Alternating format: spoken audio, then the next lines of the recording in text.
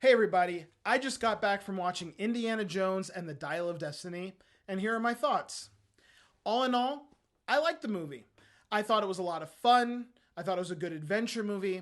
I thought Harrison Ford did a pretty good job as Old Man Indiana Jones.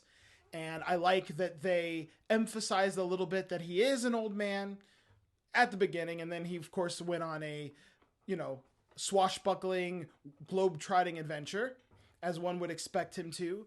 But I liked that character of older Indiana Jones. Harrison Ford is getting older, so I definitely like that. And I thought that the movie, all in all, was just a lot of fun. There were a few things that I found that I took issue with a little bit. Um, and I don't want to get too much into spoilers yet because we are going to get into spoilers later on in this video. But something that I don't think is too much of a spoiler is that the prologue of the movie does contain flashback sequences with Harrison Ford playing young Indiana Jones using Disney's de-aging technology that they've used in Star Wars and Marvel films. Now, there were times during that sequence that I felt we were getting into the uncanny valley a little bit. It wasn't perfect CGI, I have to say.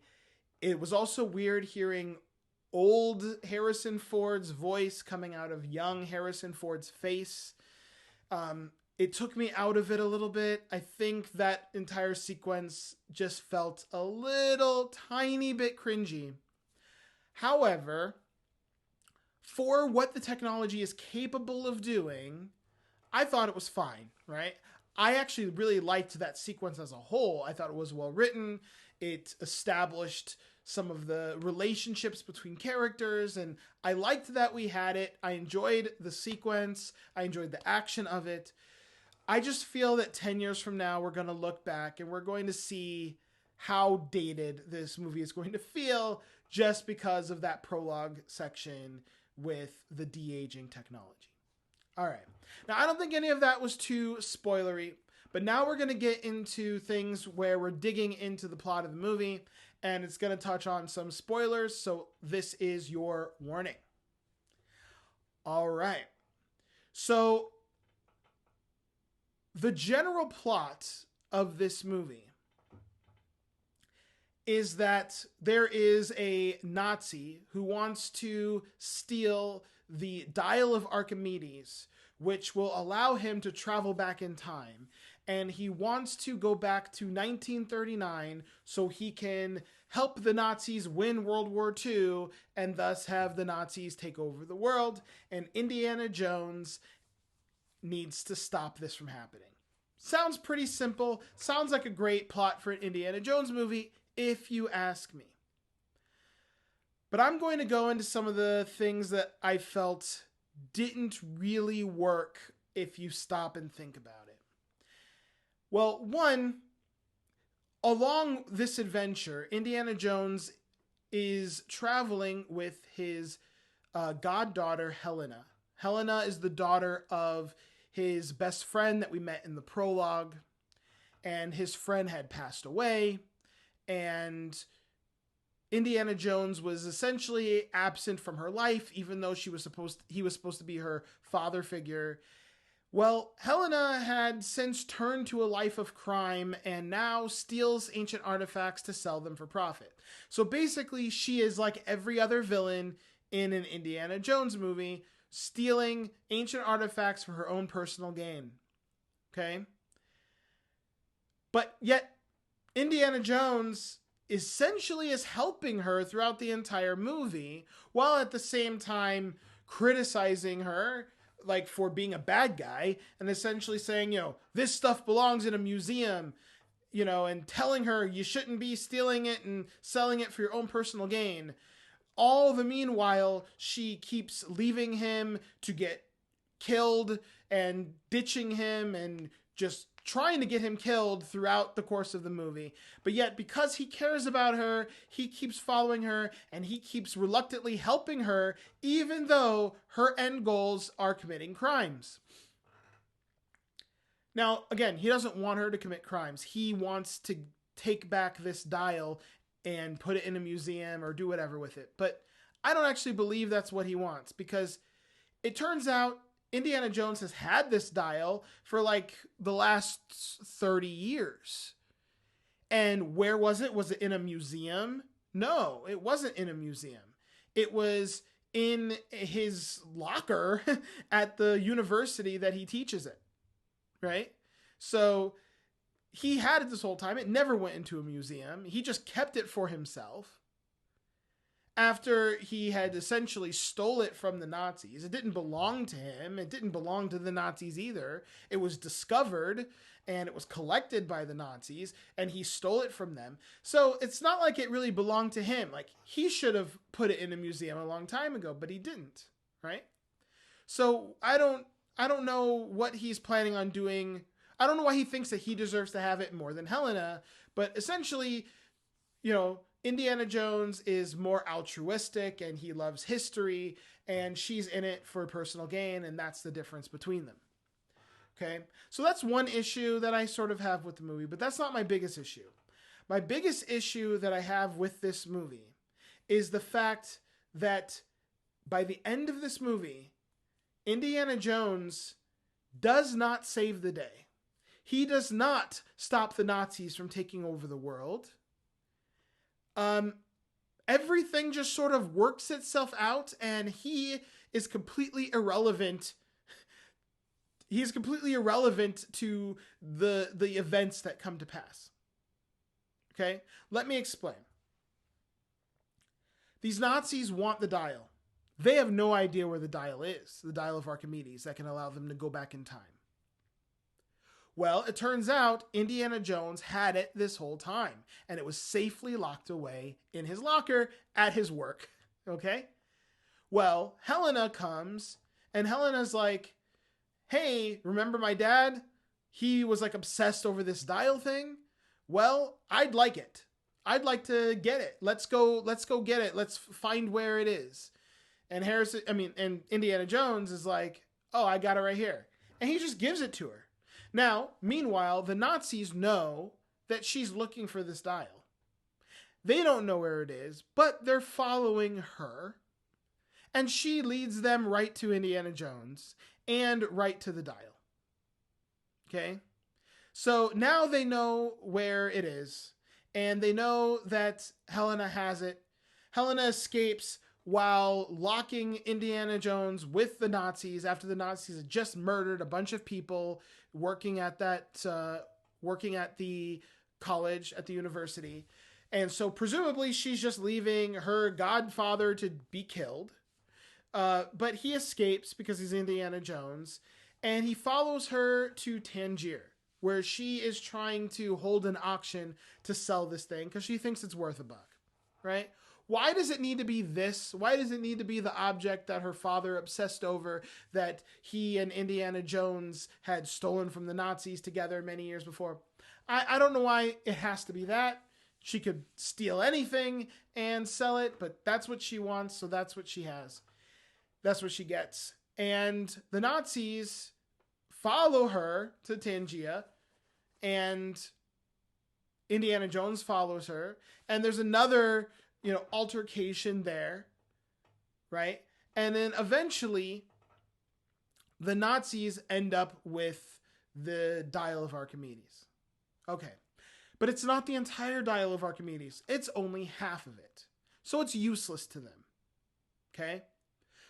It's useless to them unless they find the other half. And no one knows where the other half is. However, seemingly there is a map to the other half, but no one knows where that map is. The map is on this tablet, right? Now, no, it's not an iPad. Okay, it's an old school tablet. It's a rectangle with words on it engraved into it. Okay, so when we say tablet here, we mean a real tablet, not a digital tablet. So where is this tablet that's going to lead them to the rest of the dial? Nobody knows. Well, that's not exactly true. Helena knows. At least she has a hunch. Her father had written in his journals that he had a hunch and he thought he knew where it might be. Well, Indiana Jones is like, well, they're probably looking for it. The Nazis are looking for it. So we better get to it before they do and make sure they don't get the other half. So they travel to Greece and they meet up with a friend who has a boat and diving equipment and is like the best diver in the area. And they go and they try to investigate the shipwreck, and they go down there and they find this tablet. All the meanwhile, the Nazis show up and are like, thank you for doing all of our work for us. And they just take the tablet. They just take it. Now, could they have found it on their own? I don't know that they would have. I'm not sure they would have found it if it wasn't for Indiana Jones and Helena doing all the work. Okay?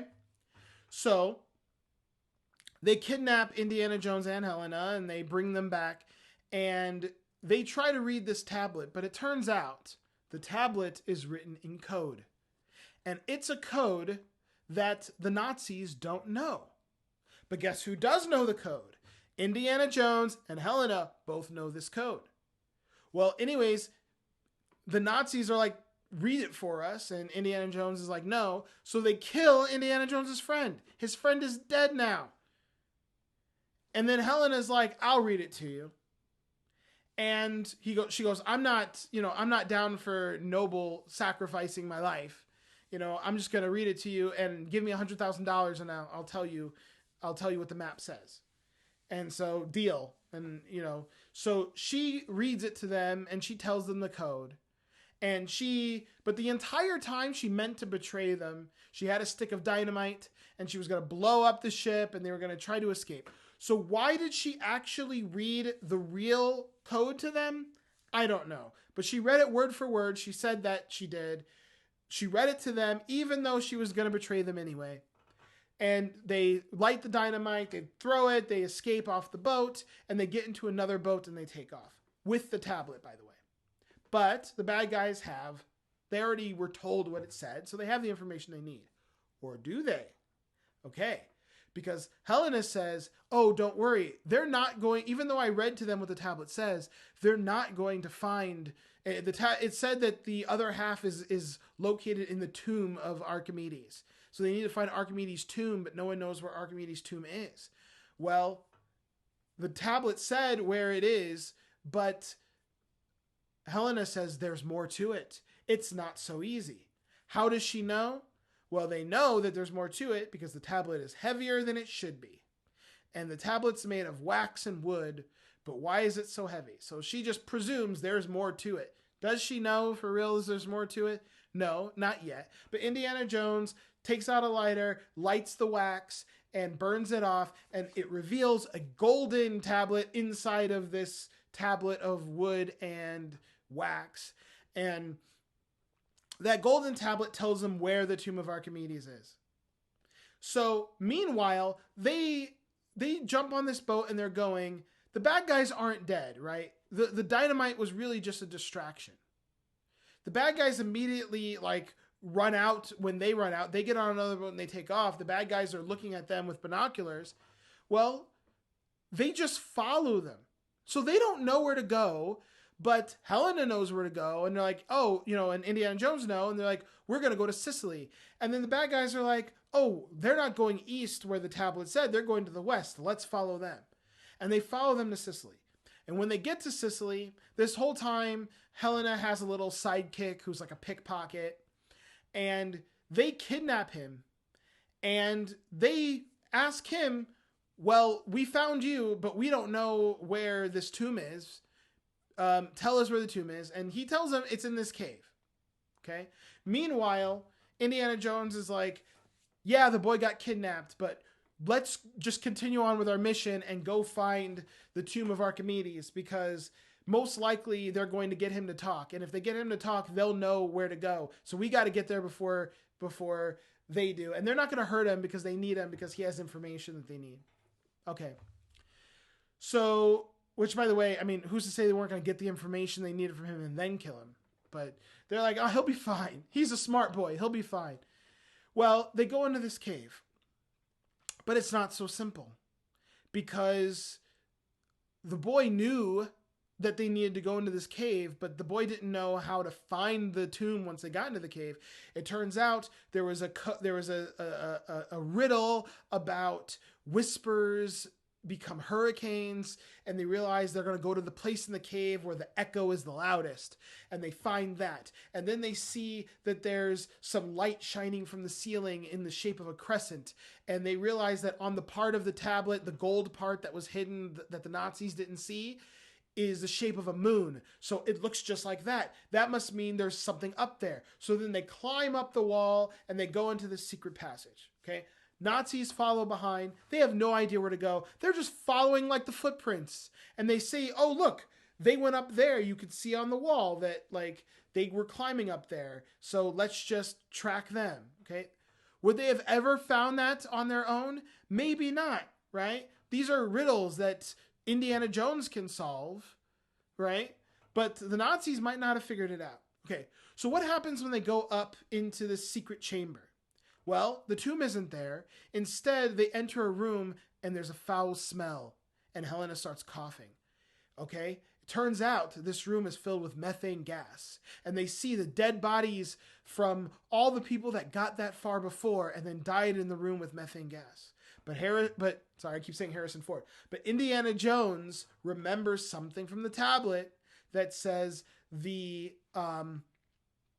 life is found at her feet. Okay? And in this room is a statue of Athena, and at her feet is this pool of water. Okay? Indiana Jones puts it together. Archimedes, Eureka, water displacement. Let's get in the water and start splashing water out and see what happens. So they do that, and in doing so, the water leaving the pool ends up going down this track, and the floor opens up, and they go into this another chamber. Okay, now if the Nazis had gotten there before Indiana Jones, they probably wouldn't have figured that out. And they probably would be dead, just like all the other explorers who got that far before throughout history, as their dead bodies are laying there. All right. But now, when the Nazis get there, the floor is already open. All they have to do is walk through. So Indiana Jones and Helena finally arrive at the tomb, and they open up the tomb, and there is Archimedes' dead body, and right in the center of his chest is the other half of this dial. Okay? Now, there is a little bit of irony there because earlier in the film, Helena accused Indiana Jones of not being so much more righteous than the rest of them because he too is just a grave robber. And he's like, I'm not a grave robber. And here we are in this scene, he's literally robbing a grave. So I know that was intentional there, but a little bit of irony. So right after they get the dial, the other half of the dial, here come the Nazis. And the Nazis are like, thank you. Like, give that to me. I'll be taking that. And all right. Well, Indiana Jones and Helena and their sidekick friend who was able to escape, who they brought him with, and the sidekick was able to escape, and they all ended up escaping. Right? But then they're like, now that the Nazis have the full dial, they're going to go back to 1939 and they're going to change history so that the Nazis win the war. We've got to stop them. So they follow the Nazis to... no, they don't follow the Nazis. Actually, Harrison Ford... Sorry, again, I said Harrison Ford. Indiana Jones was kidnapped by them, but Helena and the boy escape. Okay? They decide that they want to take Indiana Jones back with them in 1939. So Helena and the boy follow them and realize they're getting in an airplane and they're flying. And so Helena goes and jumps in the landing gear of the airplane as one often does in action movies.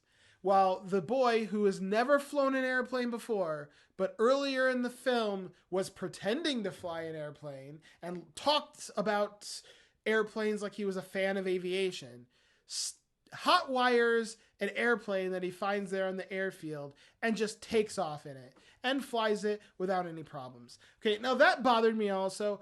More so because I had just seen this movie with my family called On a Wing and a Prayer, which is all about how difficult it is to fly an airplane when you don't know what you're doing, and how incredibly difficult it is to land, and how it takes a miracle in order for someone to be able to survive flying an airplane for the first time without having adequate training. And here we are, we have this boy who's just hot wires an airplane and takes off and starts flying. So, the context of me having just watched this other movie made that a little bit cringy. But either way, so we have the two airplanes flying, and the Nazis are like, we're going to, this dial tells us where the fissure in time is going to occur.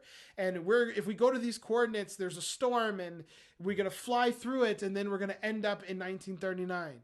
And that's what this dial is telling us. Well, they're flying, and Indiana Jones is saying to himself, continental drift. Continental drift. What is he talking about? Archimedes didn't know about continental drift. That was 2,000 years ago. So the coordinates that he gave are not correct, because the coordinates are based on landmarks that have been moving over the last 2,000 years. So we're not going to the right place. I don't know where we're going to go, but it's not going to be 1939. And the Nazis are like, what are you talking about? Oh, no, I guess you're right. Okay, thanks, Indiana Jones, for helping us out. Well, anyways, it's too late for them to turn back. They're already almost into this rift, which, by the way, this rift in time is still there exactly where they thought it was going to be. Why is it there if they're in the wrong place? Seemingly they shouldn't be there, but whatever it is, they find it anyway. And Indiana Jones was right. It did not take them to 1939. It did not take them to where they can be helpful in World War II to help the Nazis. Instead, it takes them 2,000 years in the past to ancient Rome. Not only in ancient Rome, but also where Archimedes himself was literally on that day building this dial that will help people time travel. Okay? And so when they get there, there's a war going on, and the Romans are all these ships, and they're like, oh, what is that? Is that a dragon? And they start firing at the airplane. And they hit the airplane with their harpoons and all that. And they actually bring down the airplane. Now, thankfully, Indiana Jones and Helena are able to get a parachute and jump out of the airplane. And so they survive. But the airplane crashes and the Nazis are all dead. So at the end of this, Indiana Jones didn't even defeat the Nazis. They ended up being killed by ancient Romans. Okay? Well, Archimedes is like, oh, look at that. I guess this thing I'm building worked. And he runs outside, and Indiana Jones is like, I know who you are. You're Archimedes. Because, he recognized him somehow. And Archimedes is like, how far did you come? And then Indiana Jones is like, I came 2,000 years. And, Archimedes was impressed. He's like, wow, 2,000 years. That's cool. And then Indiana Jones says something like, I never thought that I would meet the great Archimedes.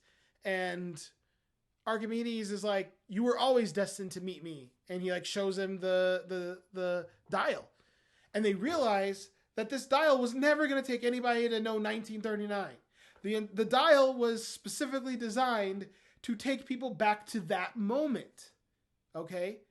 Why? I guess Archimedes needed help. They needed help with their war. And so he's like, I'm going to build a device and I'm going to hide it. And then sometime in the future, a hero is going to find it, come back to this moment, and I'm going to greet him, and we're going to fight this war together. I guess that was Archimedes' big plan. Well, anyways, Harrison Ford had been shot. So he's bleeding from his shoulder. And he's like, yeah, I'm going to stay and help you. But Helena is like, no, that portal in the sky is about to close. My friend just landed this airplane. Let's get in that airplane and let's fly back through the portal and go back to our own time before it closes. And Indiana Jones is like, you go, I'll stay because I'm going to help my boy Archimedes. Okay? But she's like, no, you're not, because they don't have modern medicine. and you're bleeding from a gunshot wound and you need to get to a hospital quickly. So you're going to die if you stay here. That's not happening. Well, Indiana Jones insists. He's like, I want to be a part of history. I've been studying this time period for so long and I want to see it with my own eyes. Anyways, Helena just knocks him out and presumably off screen drags him onto an airplane. They take off. They fly back through the portal. So he goes back in time. He meets Archimedes, but he doesn't even help Archimedes. Okay? And that's basically the end of the movie. Now, the only thing that happens after that is Indiana Jones reconciles with his wife that he is in the middle of divorce with, right? So his wife, Marion, is leaving him, and it has to do with their son having enlisted in the army and passing away in the Vietnam War. So no more Shia LaBeouf in this franchise. So I guess Shia LaBeouf wasn't taking over the mantle of Indiana Jones at all because he died. He's not even in this movie. His character died. Is not even in this movie. And it's a nice little scene where they reconcile, but it's not like anything that happened in the movie caused them to reconcile. It's just that he was shot and she comes over because she cares about him still. And then when he wakes up and, she's like, oh, I'm here. And then they have a nice little moment, right? Okay, that's fine. So the movie didn't really lead up to them reconciling. So what did Indiana Jones accomplish in this movie? Well, I guess he got a little bit closer to his goddaughter, right? Because he had sort of ignored her for most of her childhood, and now they had this adventure together. But guess what? Nowhere in this movie did she turn over a new leaf. Nowhere in this movie did she say, I am no longer going to steal ancient artifacts and sell it on the black market for money. Instead, I'm going to be a good guy. That never happened. She's still a bad guy. She's just a bad guy who doesn't hate Indiana Jones anymore and is willing to have some sort of relationship with him, but she's still going to be going and committing crimes. And if she's not, I don't remember the movie ever saying that she's changed. Okay? She just stopped trying to kill Indiana Jones. That's the only way that she's changed in this movie. Right? So, what was accomplished? Okay? So, quick recap. If Indiana Jones would have just stayed his butt at home and minded his own business and never tried to follow Helena around the world, the Nazis would have never gotten the dial. The Nazis would have never gotten the tablet, which was the map to the other half of the dial. And if the Nazis did get the tablet, they never would have been able to decipher it. And if they did decipher it, they might not have solved the puzzles in the cave. And if they solved the puzzles in the cave, they still might have died in the room with all of the methane gas. And if they figured that out, at the end of it, even if they got the other half of the dial, that would have happened is they would have went to ancient Rome and gotten shot down by the Romans and died. So Indiana Jones did not save the world. He did not stop the Nazis. He accomplished absolutely nothing in this film. That's my big problem with this movie. So, if you're not thinking about that, if you're just enjoying the ride, it's a fun adventure. Okay? It has all the things you want out of an Indiana Jones movie. It's got a MacGuffin that has magical powers, although they say it's not magic, it's math. It has mathematical time travel powers. They have to travel across the world.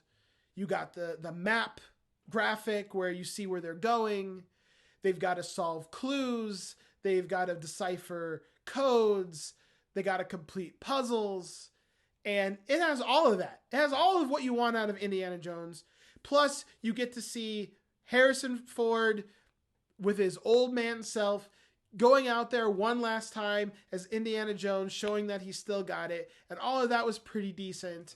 You got fun action sequences despite the gratuitous violence, because Indiana Jones has no care for the safety of human lives. He's throwing people out of cars, and he's driving down the road, and hey, get out of my way, he yells to the civilians who are just minding their own business and crashing into things. Like, so many people probably got killed because of these car chases that he got himself into. That really didn't need to happen. He got his friend killed. That didn't need to happen. So his friend would still be alive if Indiana Jones just sat his butt at home and watched soap operas on daytime television.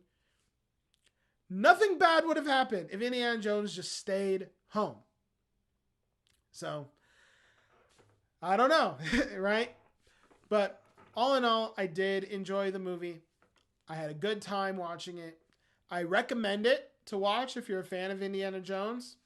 It's a lot of fun. It really is. Just don't think about it too hard. I always think about it too hard. And that always kind of, lowers some of these movies for me a little bit. But we'll see. Anyhow, thank you guys so much for watching this video. Please like the video, subscribe to the channel, help us grow. We're just getting started here, and there will be more to come. Leave some comments. Let me know what your thoughts of Indiana Jones and the Dial of Destiny were, and we'll see you in the next one.